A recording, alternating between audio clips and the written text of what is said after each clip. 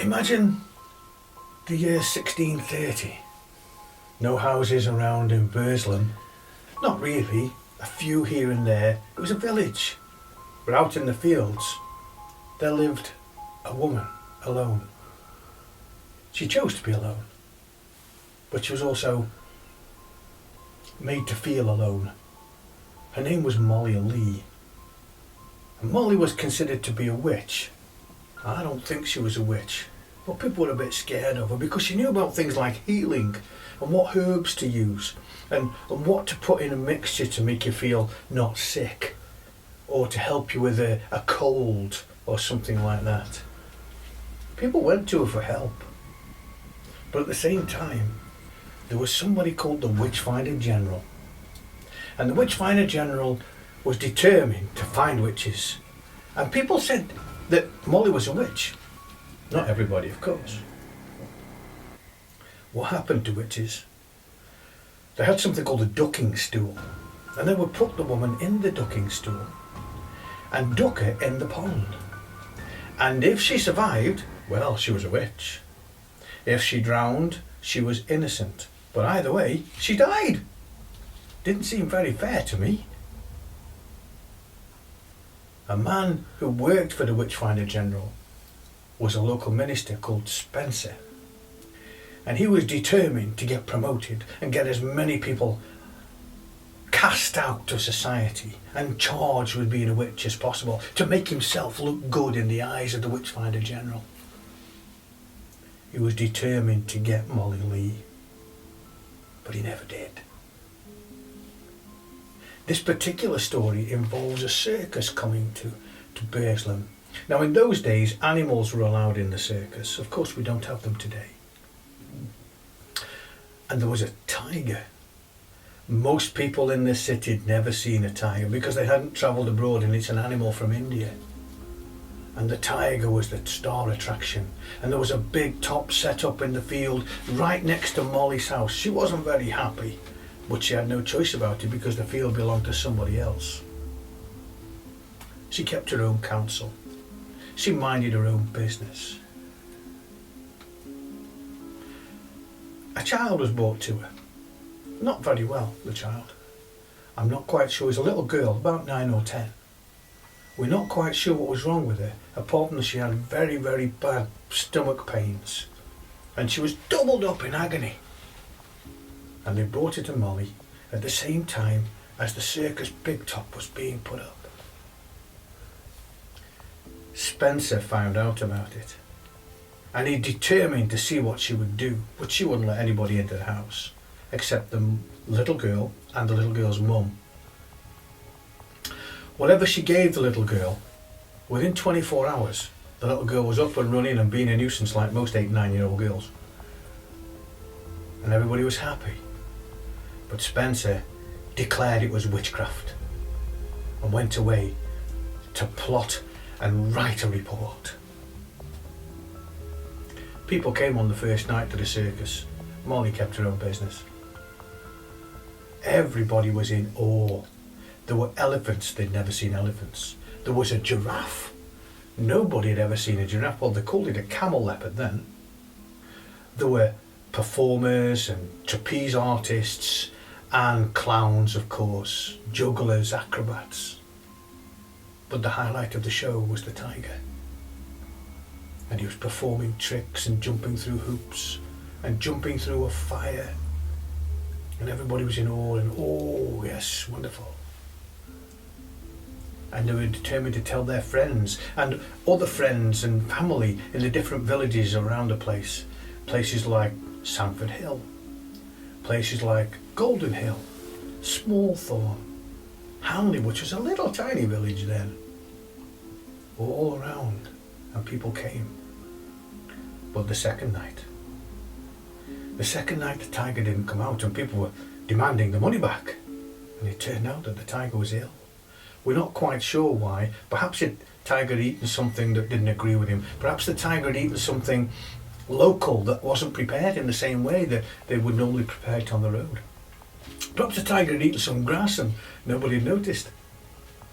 Cats don't like grass very much. Nobody knew. But the circus owner was terrified because this was his star attraction. And what happened? Oh my goodness me, if the tiger couldn't be there, nobody would come to the circus. Oh dear, oh dear, oh dear. And somebody said, why don't you go and see Molly Leigh? Who's Molly Leigh? Because the circus travels all around the country. He'd never heard of Molly Leigh. She lives over there, in that small house next to the field. Who is she? Well, some say she's a witch. I'm not going near a witch. Aye, but some say she's a healer. Maybe she can heal your tiger. It's worth a go. I'm going to lose a fortune if I don't. So he sent a messenger. He didn't go himself, the big coward. Sent a messenger. And Molly Leigh answered the door. And she agreed to look at a tiger, just out of curiosity's sake, because she'd never seen a tiger herself. She pretended not to be interested, but really, she really was.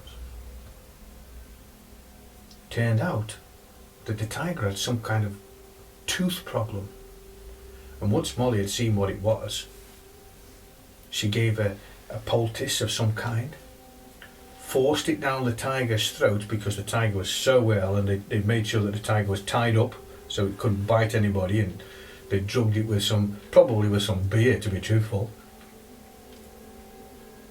Whatever it was, the next day the tiger was roaring just as loud as he'd ever roared, and prowling about his cage and being furious just like tigers are supposed to be.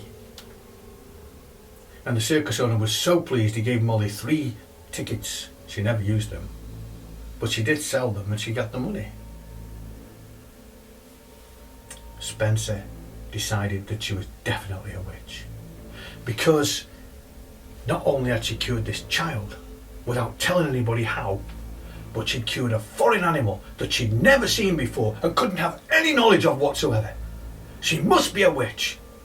And he charged her in the town square as she was going in, do her ordinary shopping.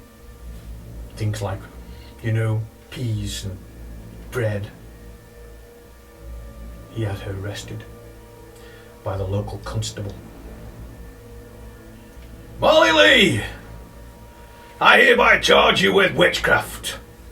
You've healed people without permission. You've done things that we consider to be satanic.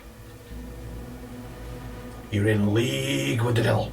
And let me tell you, you will be found guilty. You have cured an animal that none of us have ever seen. How? You could not have done that with natural, normal means. The crowd were all watching. Molly Leigh wasn't scared of Spencer. She'd met him before.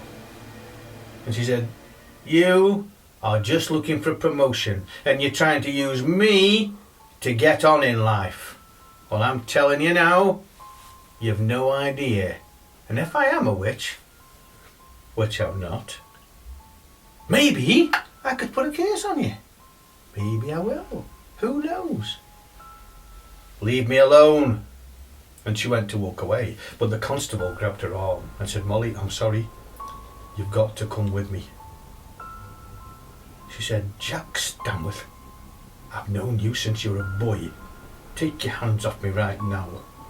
I'm really sorry, said Jack, but I'm a constable now, and I have to do what he says, because he's the Witchfinder General's man, and they're the ones who pay my money. So that's it, is it? You're selling me out for money? I'm not.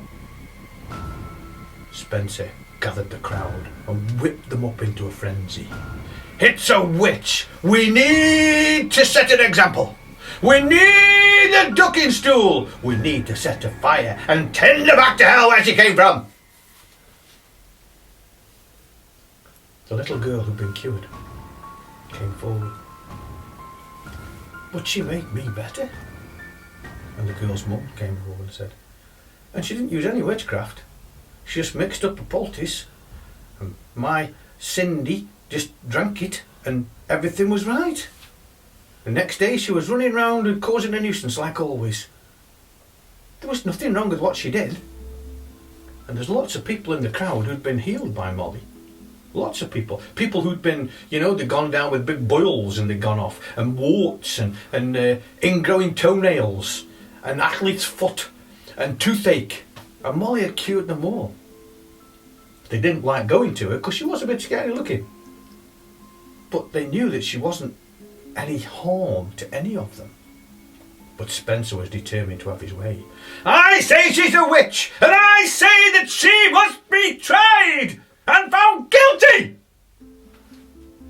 And the constable said, excuse me, Reverend Spencer, if she's going to be tried, then surely the decision's left to the jury, not for you to demand that she's found guilty. And the crowd began to think and talk amongst themselves, and there was a growing noise, and a growing noise and a growing clamour. They crowded in around Spencer, and he looked a bit scared. And they said, she's not a witch. No, she's not a witch. Are you sure? No, actually, she's lovely. She's not a witch. A bit scared, but she's not a witch. No, she's not a witch. And the crowd gathered up more and more and more, and the word went round quickly. And together they all said, let her go. And Spencer said, I will not. And the constable said, you've no proof. It's only hearsay. You didn't actually see anything. And if I'm to arrest her, I need proof. You do as you're told, constable. No, I won't. Because you're not my boss. The sheriff is. And you work for the Witch Finder General. He's above the sheriff! Yes, but he's not here. And all the people say, let her go! Let her go, she's not a witch! And then the man came up from the circus. They'd just packed up by now, and they were on the way through Burslem, and they were going out towards Buxton or somewhere like that. And he said, what's the clamour? And the crowd told him what's going on. And the man came down, and he was a big, strapping circus ringmaster. He said, who are you? He said, I'm the Reverend Spencer. I work for the Witch Finder General. Oh, he said, so what would you do with my bearded lady? Do you think women have beards naturally, do you?